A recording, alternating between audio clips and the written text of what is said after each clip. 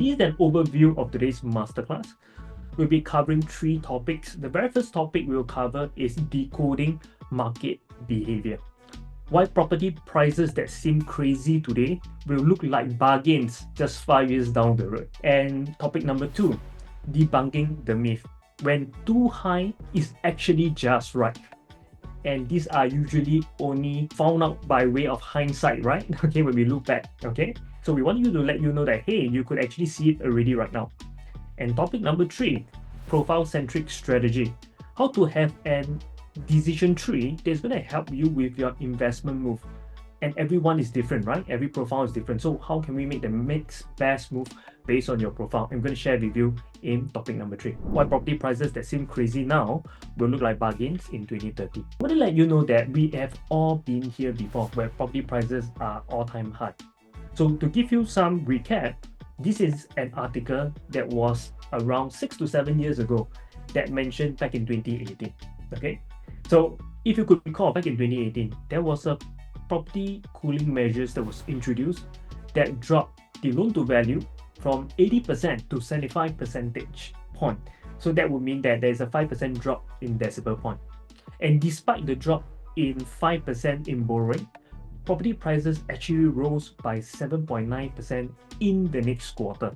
This is not something new. In fact, we have been here before. And in real context, how much did we rose? Okay, so we actually rose by 6.3% in both the rest of central region and also the outside central region, bringing prices in the rest of central region to 1,764 per square foot back then, and in the outside central region to $1,400 in 2018. And right now, looking at these prices, is so nostalgic, right? The question here is, how come back then 1,007 seems expensive for rest of central region? Right now, it's not so much. Okay, it seems like a bargain. So to bring you into context, in today's market, something in the rest of central region called the Ori at Toa Payoh was transacted for 2,704 per square foot, and that's $1,000 jump in per square foot. And not just in the rest of central region area, in the outside central region, we have Parktown residences selling $2,360 per square foot, and more than 90% of the unit was sold during the launch weekend. And that's also $1,000 per square foot jump since our 2018 timeline. So the question here is, how did we even get here? So I want to share with you that the writings were actually already on the wall. And what do I mean by that? Okay, sign that were telltale signs that already putting us on track, but we fail to look at it. We deny what is being written on media releases. So if I were to bring you back the clock, in year 2017, Morgan Stanley actually announced an article saying that property prices were to double by year 2030. And this is what, in year 2017, more than 8 years ago. Okay, so back then in 2017, average per square foot was around $1,500 to $1,600 per square foot. Okay, and they say it will double by 2030. And 1 year later, after 2017, okay, we saw that another article that was released by DBS saying that average prices in year 2030 is going to reach $2,900 per square foot, and that will mean the rest of central region area as well. And in year 2019, another article is trying to make sense of the private property market prices. Okay, why? Because in 2019, that was after the cooling measures that was introduced. In fact, after the cooling measures were introduced, the property prices actually rose 1.5% quarter to quarter. And despite that, we see 2 consecutive upside in terms of the cooling measures that was introduced. And this puzzled a lot of investors. I want to share with you that, is it really the market behavior that we want to decode? Because this has happened before. It's not the first time that we have seen it. In fact, in current real time, this is exactly what we are facing and what we are feeling too, right? So I want to let you know that, what if it's not about decoding market behavior? What if it's about decoding our mindset and our identity to make very, very good decision when it comes to investment? Okay, and what I mean by that, because your identity will actually create the way that you think, which result in the kind of results that you have today. Because if you think that, hey, today I want to take a conservative approach and then we wait, guess what? We will let opportunities slip by, right? Why? Because uncertainty actually means don't take action. If you are someone that have made money during this downtime before, you will see things very differently. You will be thinking that, oh, crisis equals opportunity, and you become an opportunist, right? In order to let you understand it further from a layman basis, I want to share with you there are basically two identity that create two kinds of thought process that makes two different kind of decision. Okay, so the very first one would be the consumer mindset. How does consumer actually thinks when they go into a negotiation, you may ask, okay, or you may think about, right? So I want to let you know that most of them will actually look at the last transaction as the way to determine whether what they are paying today, is it worthy or not worthy. Okay, and the thing here is that I want to ask you guys a question here. If all else equal, same size, same floor, same facing, okay, probably just a neighboring unit that is currently just transacted probably 2 months ago, and right now you are negotiating for the same unit, okay, and you're negotiating 2 months later.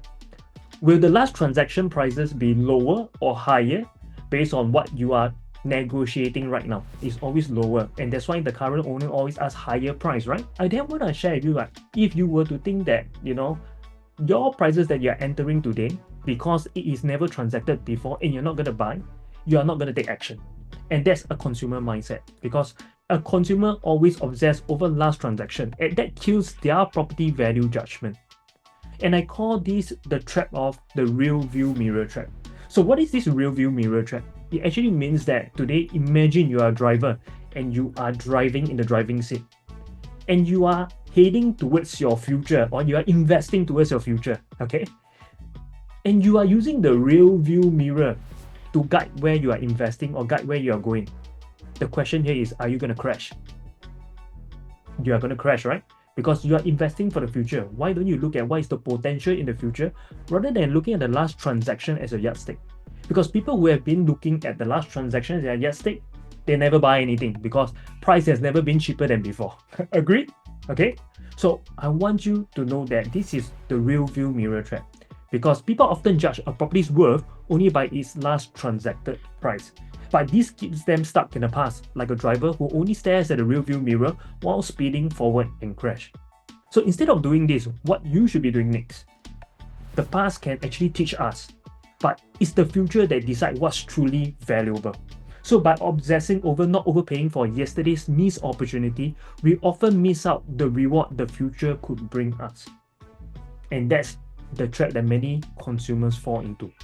So instead of thinking like a consumer, what is the next identity that we need to be thinking like? Okay, and this is the investor's mindset.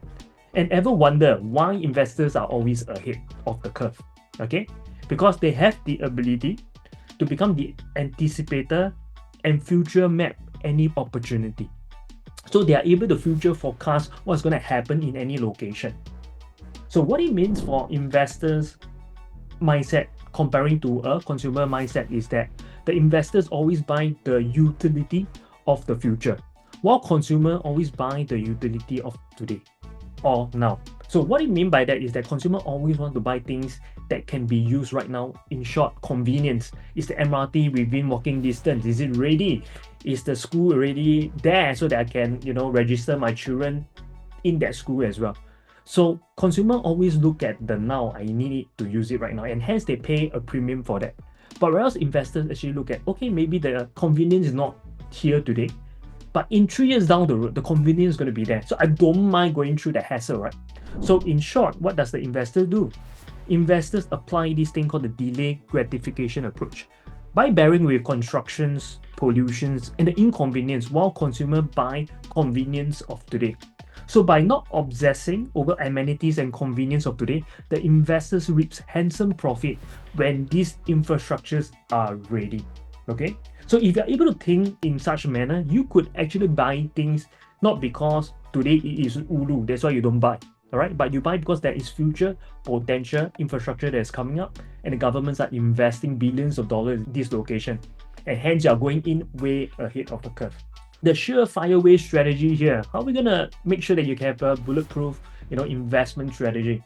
First thing is harness the skill set of the anticipator, the ability to future map any location or investment opportunity.